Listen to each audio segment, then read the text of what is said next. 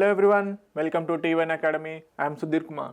Friends, daily current అఫైర్స్లో భాగంగా మనం 25th మార్చ్ 2025 రోజున ఉన్నటువంటి వేరియస్ ఇంపార్టెంట్ కరెంట్ అఫైర్స్ అనేవి చూద్దాము. Okay, let's see the first topics ఏమేమి ఉన్నాయో చూద్దాము. International day of remembrance of the victims slavery and the transatlantic slave trade అనేది న్యూస్లో ఉందండి. అసలు ఈ డేట్ ఏంది అనేది డీటెయిల్గా చూద్దాము. అలాగే government notified the revised criteria for the classifying MSMEs. రీసెంట్గా బడ్జెట్ సెషన్లో నిర్మలా సీతారామన్ గారు న్యూ ఎంఎస్ఎంఈకి సంబంధించి క్లాసిఫికేషన్ అనేది ఇవ్వడం జరిగింది. అది నోటిఫై చేశారు. సో అదేంటో చూద్దాం. అలాగే India's first frozen zoo in Darjeeling అంటున్నారు.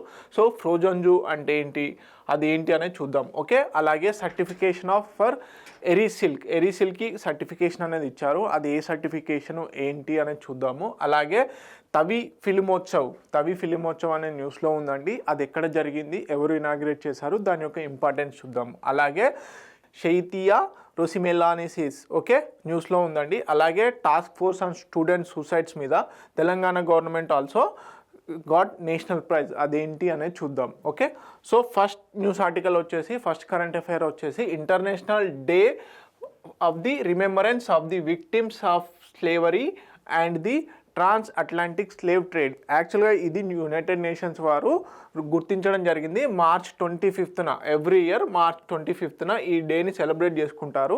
ఎందుకు సెలబ్రేట్ చేస్తారు అంటే, ట్రాన్స్ అట్లాంటిక్ ట్రేడ్ అంటే ఏం లేదండి, చాలామంది ఆఫ్రికన్స్ని ఒకప్పుడు స్లేవ్స్ కింద ట్రేడ్ అనేది చేయడం జరిగింది కదా.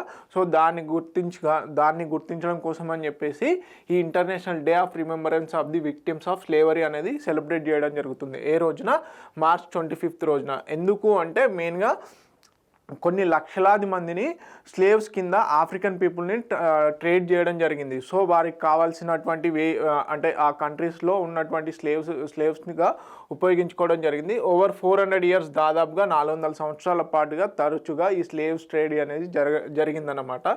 ఓకే, వారందరికీ యొక్క గుర్తింపుగాను వారిని స్మరించుకుంటూ ఈ డే అనేది సెలబ్రేట్ చేయడం జరుగుతుందన్నమాట. ఓకే, స్ట్రక్చరల్ రేసిజం ఏదైతే ఉందో దీన్ని క్లియర్గా అప్పుడు బాగా పాటించేవారు అన్నమాట. సో దీన్ని అవాయిడ్ చేయడం కోసం అని చెప్పేసి చాలా మట్టుకు ఉద్యమాలు అనేవి జరిగాయి. సో వీరందరినీ స్మరించుకోవడం కోసం అని చెప్పేసి ఈ ఇంటర్నేషనల్ డే అనేది సెలబ్రేట్ చేయడం జరుగుతుందన్నమాట. సో మరి థీమ్ ఏంటి అంటే, stories of courage, resistance to slavery and unity against racism. Okay, theme ఏంటండి, stories of courage, resistance to slavery and unity against racism. So this is the importance of this international day. Okay, next కనుక చూసుకున్నట్లయితే, రీసెంట్గా నిర్మలా సీతారామన్ గారు వారి యొక్క బడ్జెట్ని ప్రవేశపెట్టే తరుణంలో ఎంఎస్ఎంఎస్కి న్యూ క్లాసిఫికేషన్ అనేది ఇవ్వడం జరిగింది. అయితే ఈ న్యూ క్లాసిఫికేషన్ అనేది ఎప్పటి నుంచి అమల్లోకి వస్తుంది అంటే, April 1st నుంచి. ఏదైనా క్లాసిఫికేషన్ కానీ ఏదైనా ఫైనాన్షియల్ రిలేటెడ్ ఏదైనా ఉంటే మనకి మామూలుగా ఫైనాన్షియల్ ఇయర్ April 1st నుంచి March 31st మధ్యలో ఉంటుంది కాబట్టి, సో April 1st నుంచి ఈ న్యూ క్లాసిఫికేషన్ అనేది అమల్లోకి రాబోతుందని చెప్పేసి గవర్నమెంట్ నోటిఫై చేయడం జరిగిందనమాట. ఓకే, సో ఈ న్యూ క్లాసిఫికేషన్ సంబంధించి ఒకసారి డీటెయిల్ చూద్దాం. Micro, small and medium. Okay, ఇంతకుముందు కరెంట్ అంటే ప్రస్తుతం ఎంత ఉంది, రివైజ్డ్ ఇన్వెస్ట్మెంట్స్ ఎంత. ఓకే, సో ఎంఎస్ఎంఈస్లో మైక్రోకి వచ్చేసి ఇంతకుముందు ఇన్వెస్ట్మెంట్ 1 crore వరకు ఉండేయండి, దాన్ని మైక్రో ఎంటర్ప్రైజెస్ కింద ఉండేదన్నమాట. కానీ రివైజ్డ్ ఎస్టిమేషన్లో 2.5 crores వరకు ఇన్వెస్ట్మెంట్ చేసిన దాన్ని కూడా మైక్రో ఎంటర్ప్రైజెస్ కింద కన్సిడర్ చేయడం జరుగుతుంది. అలాగే స్మాల్ ఎంటర్ప్రైజెస్ కనుక చూసుకున్నట్లయితే అంతకుముందు 10 కోట్ల వరకు ఇన్వెస్ట్మెంట్స్ ఉంటే దాన్ని ఏమనేవారు, స్మాల్ ఎంటర్ప్రైజెస్ కింద కన్సిడర్ చేసేవారు. కానీ దాన్ని 25 crores ఎక్స్టెన్షన్ చేయడం జరిగింది. అలాగే మీడియం ఎంటర్ప్రైజెస్ వచ్చేసి 50 crores వరకు ఉండేదండి, కానీ ఇప్పుడు దాన్ని 125 crores వరకు ఎస్టిమేషన్ పెంచడం జరిగింది అనమాట. అంటే ఇన్వెస్ట్మెంట్స్ 125 కోట్ల వరకు ఏదైతే ఎక్స్పెండిచర్ చేస్తుందో, ఇన్వెస్ట్మెంట్ చేస్తుందో దాన్ని మీడియం ఎంటర్ప్రైజెస్ కింద కన్సిడర్ చేయడం జరిగింది. అలాగే ఇన్వెస్ట్మెంట్ అండ్ టర్నోవర్ రెండు విధాలుగా కూడా ఈ ఎంఎస్ఎంఈ క్లాసిఫికేషన్ అనేది జరిగింది. ఇన్వెస్ట్మెంట్లో అయితే 2.5 crores వచ్చేసి మైక్రో, 25 crores వచ్చేసి స్మాల్, అలాగే 125 crores వచ్చేసి మీడియం ఎంటర్ప్రైజెస్. అలాగే టర్నోవర్ పరంగా చూసుకున్నట్లయితే ఇంతకుముందు 1 crore ఇన్వెస్ట్మెంట్ ఉండి 5 crores వరకు టర్నోవర్ ఉంటే కనుక దాన్ని మైక్రో కింద కన్సిడర్ చేసేవారు. కానీ ఇప్పుడు ఇన్వెస్ట్మెంట్స్ వచ్చేసి 2.5 crores, అలాగే టర్నోవర్ వచ్చేసి 10 crores వరకు పెంచడం జరిగిందనమాట. అంటే ఒక కంపెనీ ఎస్టాబ్లిష్ చేస్తే, ఒక ఇండస్ట్రీ ఎస్టాబ్లిష్ చేస్తే అది ఎంతలోపు ఉండాలి, 2.5 crores వరకు ఇన్వెస్ట్మెంట్ ఉండాలి. అలాగే దాని యొక్క టర్నోవర్ పర్ యానం వచ్చేసి ఎంత ఉండాలి అంటే 10 crores వరకు ఉంటే దాన్ని మైక్రో ఎంటర్ప్రైజెస్ కింద కన్సిడర్ చేయడం జరిగింది. అలాగే స్మాల్ ఎంటర్ప్రైజెస్ కనుక చూసుకున్నట్లయితే ఎంతవరకు, ఇంతకుముందు 50 crores వరకు టర్నోవర్ ఉంటే దాన్ని స్మాల్ ఎంటర్ప్రైజెస్ కింద కన్సిడర్ చేయడం జరిగింది. కానీ ఇప్పుడు 100 crores వరకు పెంచడం జరిగింది. అంటే మైక్రో ఆల్రెడీ 10 crores వరకు ఉంది, స్మాల్ ఎంటర్ప్రైజెస్ కనుక చూసుకున్నట్లయితే 100 crores. ఓకే, నెక్స్ట్ వచ్చేసి మీడియం ఎంటర్ప్రైజెస్ కనుక చూసుకున్నట్లయితే 250 crores వరకు టర్నోవర్ ఉంటే ఓకే అనేవారు. కానీ ఇప్పుడు 500 crores వరకు పెంచడం జరిగింది. సో ఈ రివైజ్డ్ ఎస్టిమేషన్ వల్ల చాలా మట్టుకి ఇండస్ట్రీస్, ఎంటర్ప్రైజెస్ ఏవైతే ఉన్నాయో అవన్నీ micro, small and medium enterprises కిందకి రావడం జరుగుతుంది. కాబట్టి మేజర్గా మనకి ఇండియాలో జీడిపి కాంట్రిబ్యూషన్ పరంగా చూసుకున్నట్లయితే ఈ ఎంఎస్ఎంఈ సెక్టార్దే ఎక్కువగా, ఇండస్ట్రీ సెక్టార్లో కనుక చూసుకున్నట్లయితే ఎక్కువ షేర్ వచ్చేసి ఈ ఎంఎస్ఎంఈ సెక్టార్కే ఉంది. అలాగే ఉద్యోగ కల్పనలో కూడా ఎంఎస్ఎంఈ సెక్టారే ఎక్కువగా చాలామంది కుటీర పరిశ్రమలో కానీ ఎంఎస్ఎంఈస్లో కానీ పనిచేయడం జరుగుతుంది. సో గవర్నమెంట్ కూడా కొన్ని స్పెషల్ బెనిఫిట్స్ అనేవి అనౌన్స్ చేయడం జరుగుతుంది ఎవ్రీ బడ్జెట్లో కానీ, based upon situations like Covid లాంటి సిచ్యువేషన్స్ వచ్చినప్పుడు ఎక్కువగా ఈ రంగానికి ఊతం ఇవ్వడం కోసం అని చెప్పేసి వేరియస్ ఇన్సెంటివ్స్ అనేవి అనౌన్స్ చేయడం జరుగుతుంది కదా, అప్పుడు ఈ ఇండస్ట్రీస్కి చాలా మట్టుకి హెల్ప్ అవుతుంది అనమాట. సో ఈ రివైజ్డ్ ఎస్టిమేషన్ ద్వారా చాలా మట్టుకి ఎంఎస్ఎంఈ కేటగిరీలోకి చాలా ఇండస్ట్రీస్ అనేవి రావడం జరుగుతుంది. దీనివల్ల ఆ ఇండస్ట్రీస్కి ఊతంగా మారి ఎక్కువగా ఇన్వెస్ట్మెంట్ చేయడానికి ఛాన్సెస్ ఉంటాయన్నమాట. ఓకే, టర్న్ ఓవర్ లిమిట్స్ పెరుగుతాయి. అలాగే Boost the MSME sector growth ఏదైతే ఉందో అది ఈజీగా పెరుగుతుందన్నమాట. ఓకే, సో ఇవన్నీ కూడా మనకి ఎప్పటి నుంచి, April 1st నుంచి అమల్లోకి రావడం జరుగుతుంది. This is all about MSME classification. Okay, next current affair కనుక చూసుకున్నట్లయితే ఇండియాస్ ఫస్ట్ ఫ్రోజన్ జూ అనేది డార్జిలింగ్లో, సిక్కింలో మనకి ఏర్పాటు చేయబోతున్నారు. ఈ ఫ్రోజన్ జూ అంటే ఏంటి అంటే ఏం లేదండి, మనకి ఏదైతే స్పమ్ ఏదైతే ఉందో, స్పమ్ కానీ అలాగే ఎగ్స్ కానీ డిఎన్ఎస్ కానీ ఎంబ్రయోస్ కానీ ఇవన్నీ కూడా ఒక ఫ్రోజన్ -196 degrees దగ్గర ఇవన్నిటినీ కూడా ఎండేంజర్ స్పీసీకి సంబంధించినటువంటి డిఎన్ఏ, స్పమ్స్, ఎగ్స్ని కూడా స్టోర్ చేయడం జరుగుతుంది అన్నమాట. అంటే ఏవైతే అంతరించిపోవడానికి ఉన్నటువంటి జంతుజాలం ఉందో వాటి యొక్క ఈ పునరుత్పత్తికి ఉపయోగపడేటువంటి అన్ని అవయవాలు కూడా, అంటే డిఎన్ఏ కానీ, స్పమ్ కానీ, ఎగ్స్ కానీ, ఎంబ్రయోస్ కానీ స్టోర్ చేయడం జరుగుతుంది. దీని ద్వారా అంతరించిపోయేటువంటి జంతుజాలాలను కూడా సంరక్షించవచ్చు అన్నమాట. సో ఇది ఇండియాలో ఫస్ట్ వచ్చేసి ఎక్కడ, డార్జిలింగ్లో ఎస్టాబ్లిష్ చేయబోతున్నారు. ఎక్కడ, Padmaja Naidu Himalayan zoological park. ఎక్కడ, పద్మజా నాయుడు హిమాలయన్ జువాలజికల్ పార్క్లో ఈ ఫ్రోజన్ జూ అనేది ఏర్పాటు చేయబోతున్నారు. సో దీనికి మెయిన్గా వచ్చేసి ఇన్స్పిరేషన్ ఏది అంటే శాన్ డియాగో ఫ్రోజన్ జూ ఏదైతే ఉందో 1975లో ఎస్టాబ్లిష్ చేయడం జరిగింది.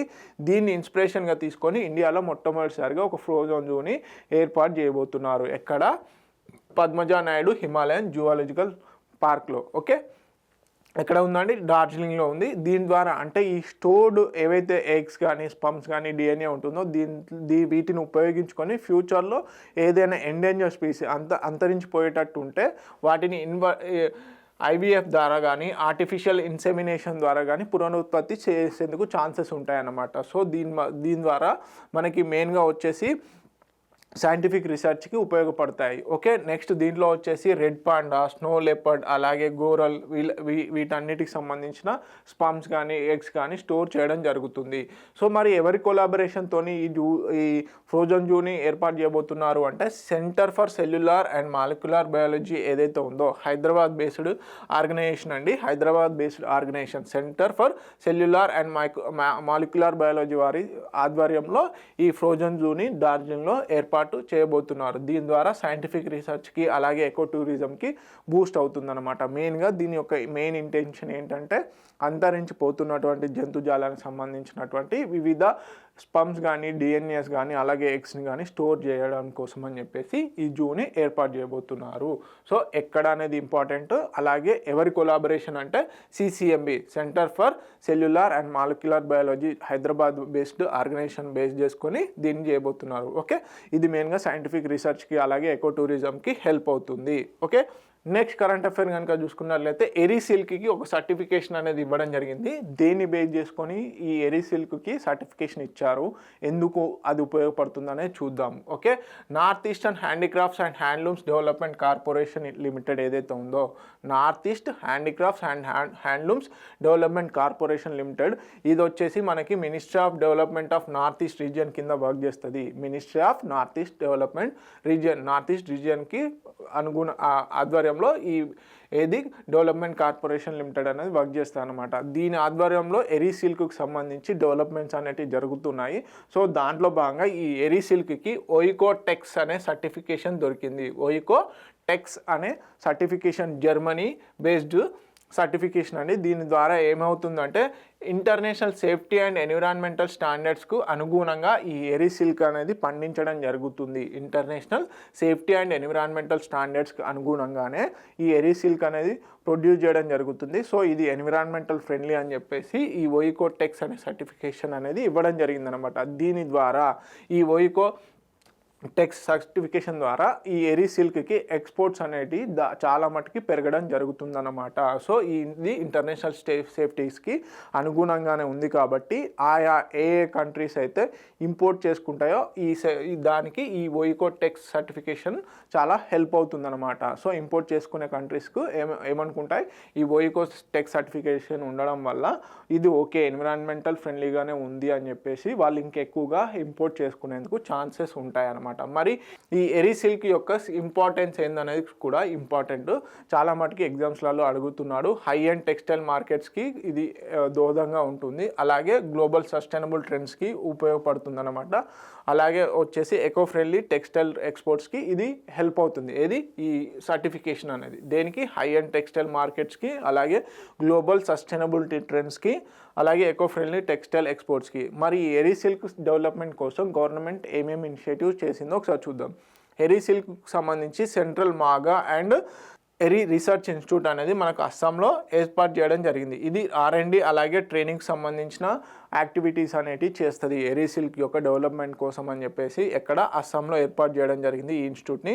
ఇది R&D రీసెర్చ్ అండ్ డెవలప్మెంట్తో పాటుగా ట్రైనింగ్ కూడా ఈ ఎరీసిల్క్ కల్టివేషన్లో భాగంగా ఈ ట్రైనింగ్ అనేది కూడా ఇవ్వడం జరుగుతుంది ఈ ఇన్స్టిట్యూట్ ద్వారా. అలాగే మోడర్నైజేషన్ ఎఫర్ట్స్ ఏవైతే ఉన్నాయో, సెంట్రల్ సిల్క్ బోర్డ్ ఏదైతే ఉందో దాని ద్వారా ఈ మోడర్నైజేషన్ ఎఫర్ట్స్ అనేటివి కూడా జరిగాయి. అలాగే మాగా ఎరీ సిల్క్ వామ్ సీడ్ ఆర్గనైజేషన్ ఏంటి, మాగా ఎరీ సిల్క్ వామ్ సీడ్ ఆర్గనైజేషన్ అనేది కూడా ఏర్పాటు చేయడం జరిగింది. దేనికోసం అండి, క్వాలిటీ సీడ్ ప్రొడక్షన్ కోసం అని చెప్పేసి. అలాగే సిల్క్ సమగ్ర 2 స్కీమ్ అనేది ఉంది న్యూస్లో.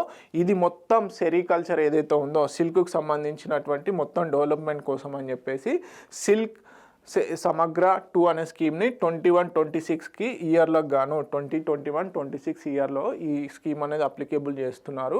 సో ఇదంతా కూడా ఇది సెరికల్చర్కి అలాగే ఎరీసిల్క్కు డెవలప్మెంట్కి ఉపయోగపడుతుంది. సో ఈ ఓయికో టెక్స్ అనే సర్టిఫికేషన్ దేనికి ఇంపార్టెన్స్, ఎన్విరాన్మెంటల్ ఫ్రెండ్లీ కోసం అని చెప్పేసి జర్మనీ బేస్డ్గా ఈ సర్టిఫికేషన్ అనేది ఇవ్వడం జరుగుతుంది. అయితే ఈసారి ఈ ఎరీసిల్క్కి ఇవ్వడం జరిగింది. ఎరీసిల్క్ ఇవ్వడం ద్వారా sustainable and high and textile markets అనేవి జరుగుతాయి, అలాగే గ్లోబల్ సస్టైనబుల్ ట్రెండ్స్ అనేవి జరుగుతాయి, ఎకో ఫ్రెండ్లీ టెక్స్టైల్ ఎక్స్పోర్ట్స్ అనేవి జరుగుతాయి అన్నమాట. ఓకే, నెక్స్ట్ కరెంట్ అఫైర్ కనుక చూసుకున్నట్లయితే తవి ఫిలిమోత్సవ్ అనేది న్యూస్లో ఉందండి. తవి ఫిలిమోత్సవ్ న్యూస్లో ఎందుకు ఉంది అంటే ఫస్ట్ టైం ఇన్ జమ్మూ కాశ్మీర్లో ఒక ఫిలిం ఫెస్టివల్ అనేది జరిగింది, ఫిలిమోత్సవ్ అనేది జరిగింది. షార్ట్ ఫిలిం ఓరియంటెడ్లో ఈ ఫిలిమోత్సవం అనేది జరిగింది. సో దీన్ని ఇనాగ్రేట్ చేసింది ఎవరు అంటే లెఫ్టినెంట్ గవర్నర్ అయినటువంటి మనకి మనోజ్ సిన్హా, జమ్మూ కాశ్మీర్ లెఫ్టినెంట్ గవర్నర్ గారు మనోజ్ సిన్హా గారు దీన్ని ఇనాగ్రేట్ చేయడం జరిగిందన్నమాట.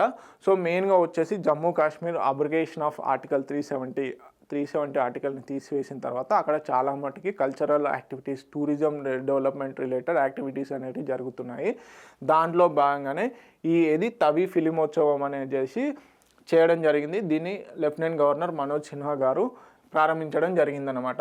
దీన్ని ఎవరు ఆర్గనైజ్ చేశారు అంటే జమ్మూ కాశ్మీర్ సినీ అసోసియేషన్ వారు దీన్ని ఏర్పాటు చేశారు. ఖచ్చితంగా అడిగే కరెంట్ అఫైర్స్లలో ఖచ్చితంగా అడిగే క్వశ్చన్ ఏదైనా ఉంది అంటే ఇది హైలీ ఇంపార్టెంట్. ఎందుకంటే Jammu Kashmir related current affair ఏది ఉన్నా ప్రజెంట్గా జరుగుతున్నటువంటి ప్రతి ఎగ్జామ్లో అడుగుతున్నారు. సో ఈ తవి ఫిలిమోత్సవ్ దేనికి సంబంధించింది అని అడిగినా ఆశ్చర్యపోవాల్సిన అవసరం లేదు. జమ్మూ కాశ్మీర్ సినీ అసోసియేషన్ ఆధ్వర్యంలో ఈ తవి ఫిలిమోత్సవం అనేది జరిగింది.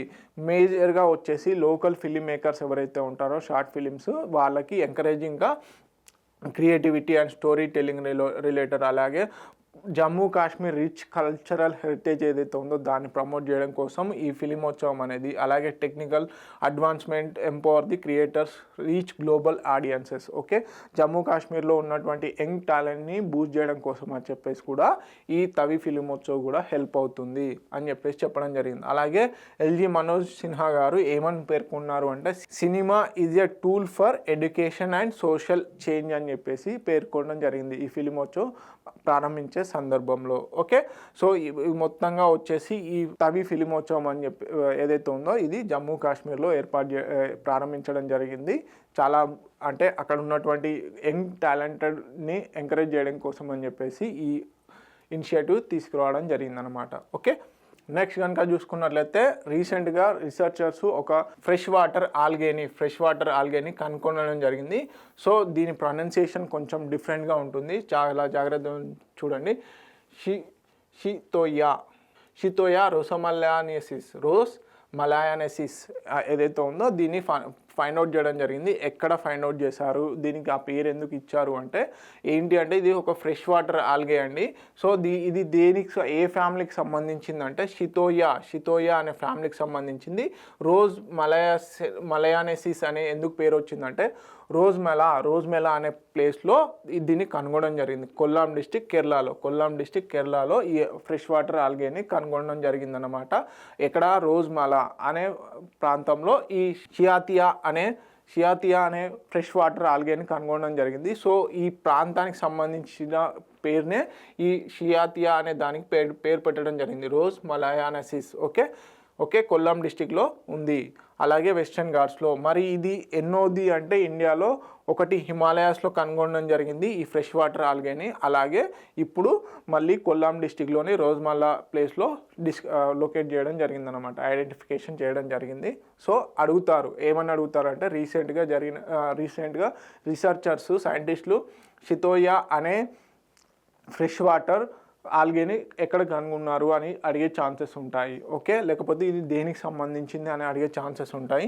ఓకే, నెక్స్ట్ కనుక చూసుకున్నట్లయితే ఇండియాలో ఫస్ట్ నైట్ సఫారీ అనేది ప్రారంభించబోతున్నారండి. అది ఎక్కడ జరుగుతుంది, ఏంటి, దానికి ఇన్స్పిరేషన్ ఏంటి అనేది చూద్దాం. ఓకే, దేశంలోనే తొలి నైట్ సఫారీ సన్నాహాలు ఎక్కడ అంటే మనకి ఉత్తరప్రదేశ్లో ప్రారంభించబోతున్నారు. సో ఎక్కడ అంటే మెయిన్గా మనకు వచ్చేసి కుక్రేల్ నైట్ సఫారీ అడ్వెంచర్ పార్క్, కుక్రేల్ రక్షిత వైల్డ్ లైఫ్ శాంచురీ ఏదైతే ఉందో, కుక్రేల్ ఫారెస్ట్ రిజర్వ్ ఏదైతే ఉందో అక్కడ మనకి ఈ కుక్రేల్ నైట్ సఫారీ అడ్వెంచర్ పార్క్ని ఏర్పాటు చేయబోతున్నారు. ఎక్కడండి, ఇది యూపీలో ఉంది, ఉత్తరప్రదేశ్లో ఉంది. మరి దీనికి ఇన్స్పిరేషన్ ఏది అంటే మనకి సింగపూర్ నైట్ సఫారీ ఏదైతే ఉందో దీన్ని సింగపూర్ నైట్ సఫారీని బేస్ చేసుకొని ఈ కుక్రేల్ నైట్ సఫారీ అడ్వెంచర్ పార్క్ని ఉత్తరప్రదేశ్లో ఏర్పాటు చేయబోతున్నారు అన్నమాట. సో ఇది ఒకవేళ ఏర్పాటులోకి అంటే అమల్లోకి వస్తే దేశంలోనే తొలి నైట్ సఫారీగా పేరుగాంచుతుంది అన్నమాట. సో ఆల్మోస్ట్ నైట్ సఫారీకి ఫస్ట్ టైం ఇనిషియేటివ్ జరిగింది ఈ కుక్రేల్ నైట్ సఫారీకి. So this is the important point. ఇలాంటి క్వశ్చన్స్ అడుగుతారు, తొలి మళ్ళీ అంటే లాస్ట్ చివరి ఎవరు అనే క్వశ్చన్స్ అడుగుతాడు కాబట్టి ఖచ్చితంగా ఇది గుర్తుపెట్టుకోండి. నెక్స్ట్ వచ్చేసి తెలంగాణ గవర్నమెంట్కి టీబీకి సంబంధించి అంటే రీసెంట్గా December 24న వరల్డ్ టీబీ డే ఉపయోగించుకొని ఏంటి అంటే నిక్షయ్ అనే ఒక కార్యక్రమాన్ని ఇంప్లిమెంట్ చేయడం జరిగింది. 100 రోజుల పాటు 100 days పాటు ఈ నిక్షయ అనే ఒక కార్యక్రమాన్ని ఏర్పాటు చేశారు. ఈ కార్యక్రమంలో భాగంగా తెలంగాణలో నోటిఫై చేసినటువంటి 9 జిల్లాల్లో కూడా 100% టీబీ రిలేటెడ్ టెస్టింగ్ అనేది జరిగిందన్నమాట. సో దాన్ని సాధించినందుకు గాను తెలంగాణ గవర్నమెంట్కి నేషనల్ అవార్డు అనేది రావడం జరిగింది.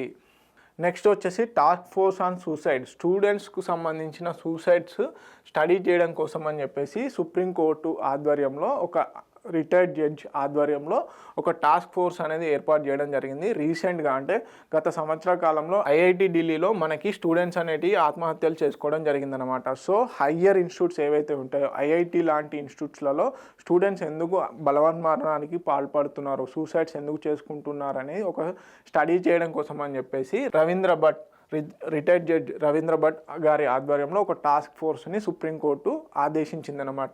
ఏ బెంచ్ అంటే జేబీ పార్తివాలా, జస్టిస్ జేబీ పార్తివాలా, అలాగే జస్టిస్ ఆర్ మహదేవన్ల ఆధ్వర్యంలో ఉన్నటువంటి సుప్రీంకోర్టు ధర్మాసనము ఎవరి ఆధ్వర్యంలో, రవీంద్ర భట్ ఆధ్వర్యంలో ఒక టాస్క్ ఫోర్స్ని ఏర్పాటు చేశారనమాట. ఈ టాస్క్ ఫోర్స్ వచ్చేసి 4 నెలల్లోనే ఒక మధ్యంతర నివేదిక ఇవ్వాలని చెప్పేసి, అలాగే ఫైనల్ రిపోర్ట్ వచ్చేసి మనకి 8 మంత్స్లో ఇవ్వాలని చెప్పేసి పేర్కొనడం జరిగింది. సో ఇలాంటి క్వశ్చన్స్ కూడా ఇటీవల కాలంలో సుప్రీంకోర్టు నియమించినటువంటి టాస్క్ ఫోర్స్కు దేనికి సంబంధించింది అని అడగచ్చు, లేకపోతే ఎవరి ఆధ్వర్యంలో స్టూడెంట్స్ యొక్క బలవన్మరణాలను నివారించడం కోసం టాస్క్ ఫోర్స్ని ఏర్పాటు చేశారు అంటే జస్టిస్ రిటైర్డ్ జడ్జి అయినటువంటి రవీంద్ర భట్ ఆధ్వర్యంలో. మరి బెంచ్ అడిగే ఛాన్సెస్ ఉంటాయి.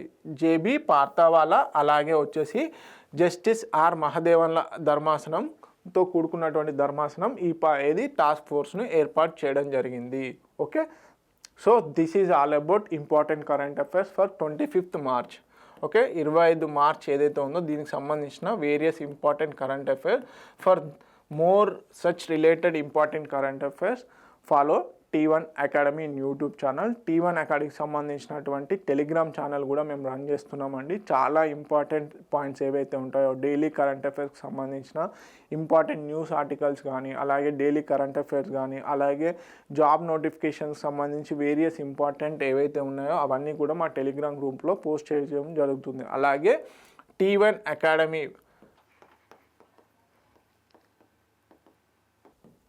.co అనే వెబ్సైట్ కూడా ఉంది. T1academy.coలో మేము డైలీ కరెంట్ అఫైర్స్ అలాగే వేరియస్ సబ్జెక్ట్కి సంబంధించినటువంటి డిఫరెంట్ కంటెంట్ అనేది ఉంది. అక్కడ మీరు ప్రాక్టీస్ చేసుకోవడానికి MCQs అనేటివి కూడా సబ్జెక్టుల వారీగా చాప్టర్ వైజ్గా పెట్టడం జరిగింది. MCQs అనేటివి కూడా chapter wise each and every సబ్జెక్ట్కి ఈచ్ అండ్ ఎవ్రీ చాప్టర్ ఓరియంటల్లో MCQs అనేటివి ప్రొవైడ్ చేయడం జరిగింది. Please login in that and practice well. Okay, thank you so much. Please subscribe T1 Academy and also share this video. Thank you.